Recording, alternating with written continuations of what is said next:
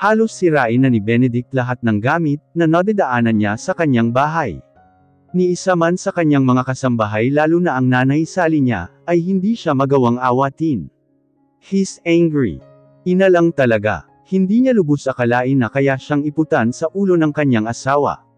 He loves Kyla too much, kaya ganito na lang siya nasaktan. Nagmamadali pa naman siya umuwi, kasi baka nag-aalala na ang asawa niya sa kanya. Malamang kasi kanina pa iyon nag-aantay sa pagdating niya. Hindi niya kasi alam na naiwan pala ang phone niya doon sa office, kakamadali na mapuntahan si Belle. Nang tawagan siya nito at humihingi ng saklolo, cause someone entered her house, at kinuha lahat ng mga alahas nito. Luckily hindi ito ginawa ng masama, iyon nga lang ang daming pusang natamo dahil sa panlalaban. He makes sure na safe na si Belle, bago niya ito iniwanan. Pero binalot siya ng galit ng pagbaba niya ng sasakyan, ay sinalubong agad siya ni Rowan, at may iniabot na brown envelope. Halos mag-isang linya ang kanyang mga mata, at naikuyom niya ang kanyang mga kamao sa galit, nang sa pagbukas ng envelope na yun, mga hubad na larawan ng kanyang asawa at ni Colin, ang sumalubong sa kanya. He angrily asked Rowan if where are they, at ganoon na ang lalong pandidilim ng mukha niya, nang sabihin nito na kanina pa umalis ang dalawa, at tila daw naglalandian pa bago pumasok ng sasakyan. Tiningnan niya ulit ang larawan, at may nakita siyang nakasulat na address na andoon. He hurriedly get his phone and called Galen, to locate Kyla whereabout. He gritted his teeth in anger, when the address wrote down in a little note, is the same address that his body gave him. Talaga, makakapanakit siya pag nagkataon, na totoo lahat ng iyon. He angrily said while driving. Habang naglalakad siya sa hallway ng isang hotel, at lumalapit sa kwarto kung saan andoon daw ang dalawa, ay abot-abot ang kabang sinusupil niya, and he's hoping na sana hindi totoo na sana prank lang ta. But no. Nang sa pagbukas niya ng pintuan, ay mga gulat na mukha ng dalawa ang nakita niya, and God knows that Kyla is naked under that blanket, na nakatapis sa katawan nito, habang si Colin ay natigilan sa pagsusuot ng kanyang pantalon, dahil sa pagpasok niya. His anger burst out, because of what he saw. Kaya inisang hakbang niya lang ang pinsan, and gave him a full punch on his face, at inulit niya pa iyon ng inulit. He doesn't even care if makapanakit siya. I don't cares, but he suddenly stopped when his wife hugged her while crying. He was hurt, he's in pain and he felt disgusted, so he abruptly take off her hands on him. He even said lots of curse and dirty words to his wife, but he doesn't care. Nasasaktan siya, at pakiramdam niya ay naapakan ang pagkalalaki niya sa panloloko ng mga ito sa kanya. His wife tried to explain, pero bingi na siya sa paliwanag nito. Nababalot na siya ng galit, to the point na naitulak niya ito, nang bigla siya nitong takbuhin ng yakap, nang palabas na siya ng kwarto. He got stunned, nang makita ang dugo na umaagos sa binti nito, while asking for his help. But he chose to turn back, and say something hurtful words to his wife. Makabawi man lang sa nasaktang ego niya. But conscience hunting him. What if nagsasabi pala ng totoo ang asawa niya? What if set up lang talaga lahat ng yun?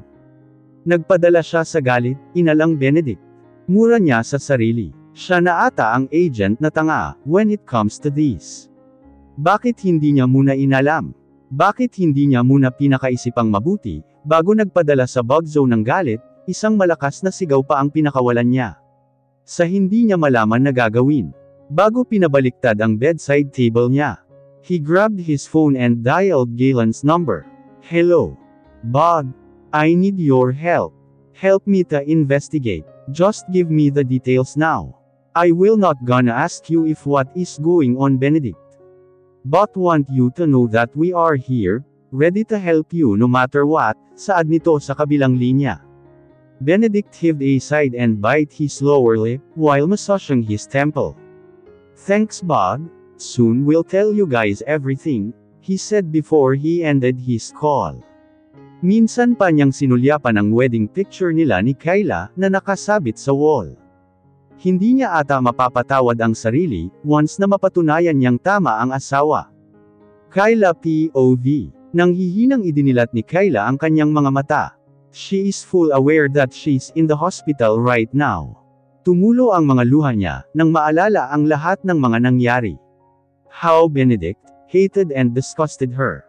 Lalo na nang sabihin nitong lahat ng mga pinakita, at pinaramdam nito sa kanya are just a show. Wala na atang sasakit, nang hindi ka kayang paniwalaan ng taong mahal mo, na naging buhay mo na, at what is more painful is knowing na hindi pala totoong mahal ka. She suddenly stunned nang maalala na dinugo pala siya. So she hurriedly take off her blanket, at tiningnan ang kanyang tiyan. Siya naman ang pagbukas ng pintuan, at pumasok si Colin kasama ang doktor. You awake, pangit. How are you? He worriedly asked. Call, Doc, how's my baby? Tanong agad niya sa mga ito. Kita niya kung paano nagpalitan ng tingin ang dalawa. The doctor cleared her throat first, before she spoke. I'm sorry Mrs. But we do our best. Pero hindi na kinaya ng baby kumapit, masyadong madaming dugo na ang nawala sayo. I'm sorry for your loss, the doctor sadly said. Umiling-iling naman siya sa narinig, habang nagsisipagunahan ang mga luhang nagsipagtuluan sa mga mata niya. Baby ko, she said while sobbing. Parang ayaw na niya mabuhay pa. Ito na lang ang pag-asa niya, para sa kanila ni Benedict, at ito na lang ang kinakapitan niya, ito na lang ang meron siya, pero wala na iniwan na din siya ng anak niya tulad ng ama nito. Pangit, please hush now, hindi ka pa totally okay, pag-aalo ni Colin sa kanya. Pero ni hindi niya yun pinapakinggan pa. Bingi na siya sa sakit na nararamdaman sa mga oras na yun. Double kill ang nararamdaman niya. Kinamumuhian at iniwan siya ng asawa niya ngayon, pati anak niya. Parang gusto na niyang mawala. She was tired, really tired. Slowly pangit, wika ni Colin habang inaalalayan niya si Kyla na makahiga. Andito sila ngayon sa isang hotel, at dito na muna magpapalakas ang kaibigan niya. Hindi naman niya kasi alam. If saan niya ito dadalhin after nitong makalabas ng hospital, dahil kanina pa ito walang imik at tulala lang, habang panay tulo ng mga luha nito. He feels sorry for her. Mula umpisa kita niya kung paano nito sinisikap na maging mabuting asawa sa pinsan niya. Kahit pa ba puro panlalamig at masasakit na salita ang isinusukli ni Benedict dito. Buong akala ni Colin ay magiging tuluyang masaya na ang kaibigan niya, nang magbago ng pakikitungo si Benedict sa asawa. But in one snap, nang dahil sa nag-set up sa kanila, lahat ng iyon ay nawala, lahat ng saya ng kaibigan, ay napalitan ulit ng sakit, at mas masakit pa ngayon dahil dalawa ang nawala dito. He keep on looking at Kyla intently, at ngayon ay nakahiga na, pero sige ang punas ng luha sa mga mata. I hate Benedict for hurting his wife, ni hindi muna ito nakinig, bago nagbitaw ng masasakit, and worst nasaktan pa nito ang asawa. He closed his fist because of anger. Ramdam pa rin niya ang sakit ng mga pusang tinamo niya sa mga suntok nito. But he chose not to fight back. Pero kanina nang makitang dinudugo ang kaibigan, gusto niya itong takbuhin at saktan, pero mas pinili niyang tulungan agad ang mag-ina, pero nahuli pa rin sila, nawala rin ang baby. Colin sat on the edge of the bed, habang tinatapik-tapik ang balikat ni Kyla. I think you should stop crying pangit. I know how hurt it is, how deeply hurt you are right now, but you need to be strong and continue your life. Hindi magiging happy si baby, if makikita kanyang ganyan kausap niya dito. Pero mas lalo lang yumugyog ang balikat nito, tanda na mas lalong umiyak pa ang kaibigan, inalang. I think I'm slowly dying call, wika nito habang umiiyak. Ang sakit. Wala na sakin natira. Lahat na lang iniwan ako. Niyakap naman niya si Kyla sa may likuran nito, don't say that, you still have me, and I will never leave you. Alam mo yan, saad niya dito while his eyes is a bit misty. Hindi niya maiwasang hindi maawa kasi sa kaibigan. Am I a bad person call? Why do I have to go through this? She asked. Iniharap niya ito sa kanya, at dahan-daang pinaupo. You're not, God knows. Kung gaano kabuti ang puso mo, there are just things that we must go through, so that we can become stronger, he said while wiping Kyla tears. So please stop crying, and fight again not just for your baby, but also for yourself. Niyakap naman siya nito ng mahigpit. Thank you Colin, mula umpisa you always there for me, whenever I needed a friend to lean on, to cry on, thank you for not leaving me. You're my baby pangit right? And I love you? Tila natigilan ito sa sinabi niya, kaya mabilis din niyang sinugundahan iyon. As a friend and sister na rin, huwag kang assuming. Nakita naman niya ang bahagyang pagngiti nito. I wanna leave Cole, dirsang sabi nito na ikinagulat niya, kaya tumigil siya sa pagkakayakap dito. Gusto kong magpakalayo-layo, pagod na ako habulin si Benedict, ayoko na, wala na akong ibang nararamdaman ngayon, kundi sakit at galit. I want to start my new life, bagong kailan na hindi na masasaktan. The stronger the better. If that's what you want, then let's live together pangit, saan mo ba gustong pumunta? Tanong niya dito. May pagtatanong sa mukha nito nang tingnan siya. Sasama ka, paano ang buhay mo dito? Nginitian naman niya ito, sabay sa pisngi ng kaibigan. Maybe this is the right time, para sarili ko naman ang isipin ko hindi ba? Teka ayaw mo ba ako kasama? Nanunulas ng usong tanong niya sa kaibigan. Gags, hindi yun? Paano si Dad I mean si Don Adson? Pag hinanap ka niya, and paano yung girlfriend mo? Bigla tuloy siyang natawa sa tinanong nito sa kanya. I will talk to Tito, and about my girlfriend, no worries she's going with us. Malaking ngiting sabi niya kay Kayla. Magsasalita pa sana ito, nang bumukas ang pintuan, at pumasok si Mela na may dala-dalang mga luggage nila. Wait, don't tell me Cole, tama ang nasa isip ko noon pa. Salubong ang kilay nitong tanong sa kanila. Tumayo naman siya at nilapitan si Mela, sabay halik sa pisngi nito, na ikinangiti ng kaibigan. I'm happy for both of you, nakangiti nitong sabi, pero agad ding lumamlam ang mga mata, at alam niya kung bakit yun. You take a rest now pangit, at bukas aayusin ko din agad ang pag-alis natin, saad niya dito. At pupuntahan din natin ang paglilibingan ni Baby, nakita na naman niya ang pagluha nito, dahil sa sinabi niya. Thank you sa inyo, she said bago humiga at pumikit na. Tiningnan naman siya ni Mela, na may pagtatanong sa mga mata.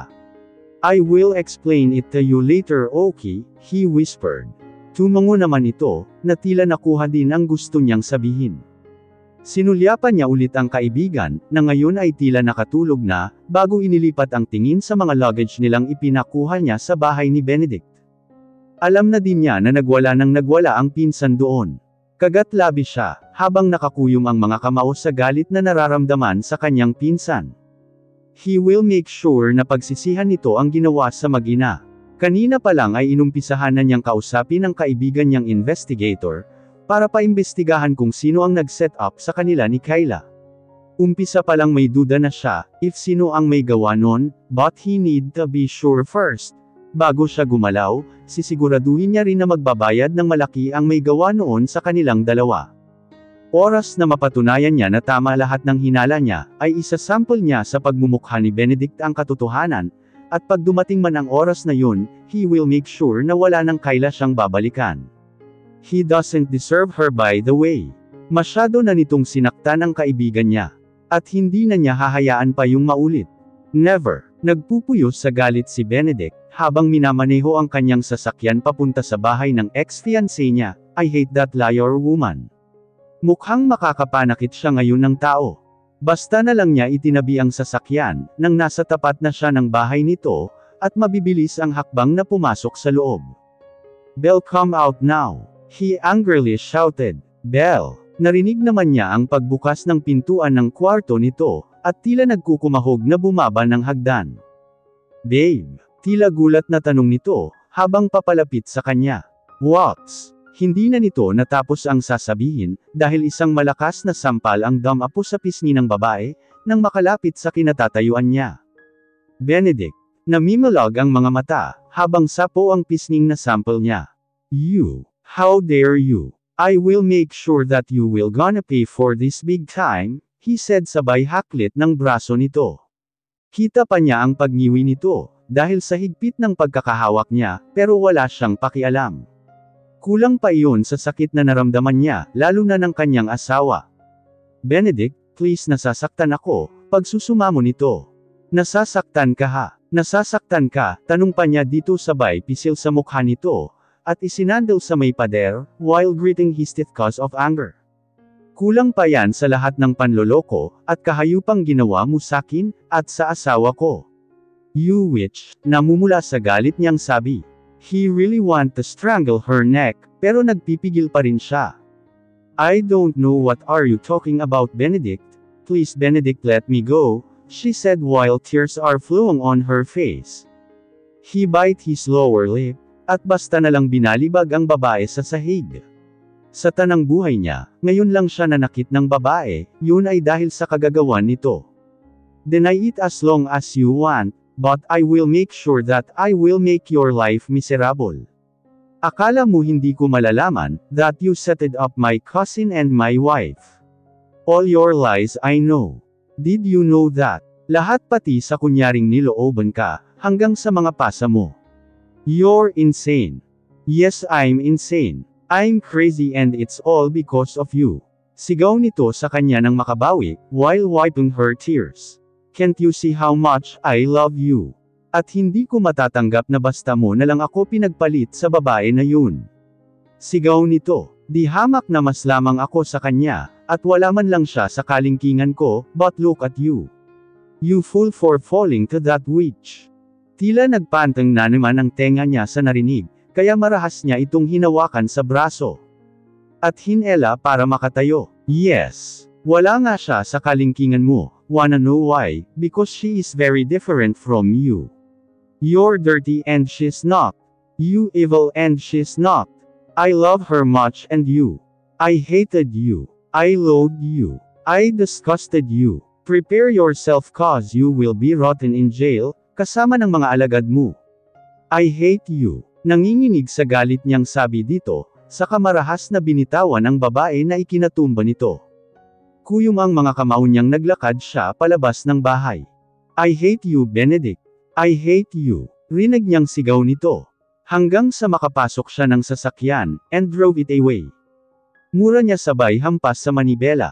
Thankfully na-control niya ang galit, dahil kung hindi baka natapos niya ang dating kasintahan. Pero ayaw niyang dumihan ng mga kamay niya, bahala na ang batas dito.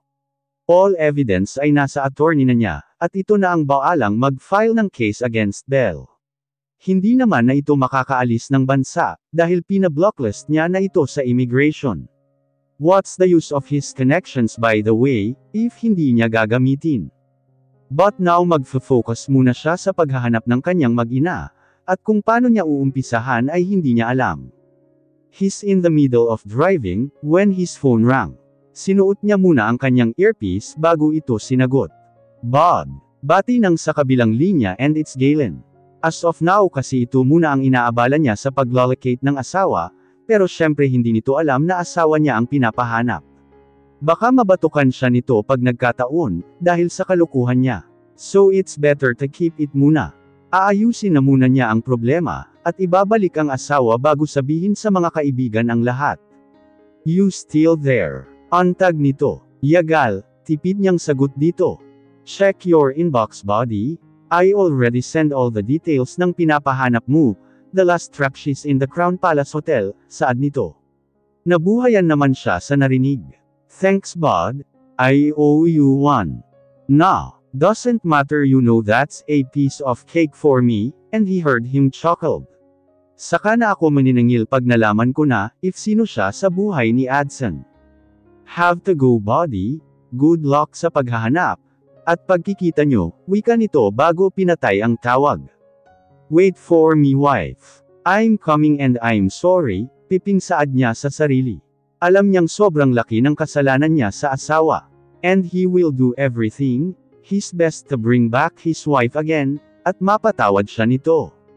Pero isa pang kinasasakit ng kalooban niya, ay hindi niya alam kung kumusta ang magiging anak nila. I hate myself para gawin yun sa asawa niya. Wala siyang ibang sisisihin, kapag may nangyaring masama sa baby nila, kundi siya at siya lamang. But still he is hoping na sana ay okay ang mag-ina niya, okay ang baby niya. Oh God! Halos takbuhin niya pataas ang 15th floor, kung saan andoon daw naka-check-in ang asawa. Pero tila nawalan siya ng lakas, nang madatnan na lang doon ang isang staff ng hotel, na nag-aayos na ng kwarto. Kanina pa daw nakaalis ang asawa niya, pati ang kasama nito, and he know if sino-sino ang mga yon. Laglag ang balikat na palabas na sana siya ng pintuan, nang tawagin siya ng room attendant, at iabot ang isang sobre sa kanya. Nanginginig pa ang mga kamay niyang inabot iyon. Pinapaabot niya po yan sir, just in case daw po dumating ang ex-husband niya, ay ibigay daw po yan. At mukhang kayo po yun. Tila may bumikig sa lalamunan niya, nang marinig ang sinabi nito. It hurts, really hurts. Leon na pala siya para dito. He is now her ex-husband.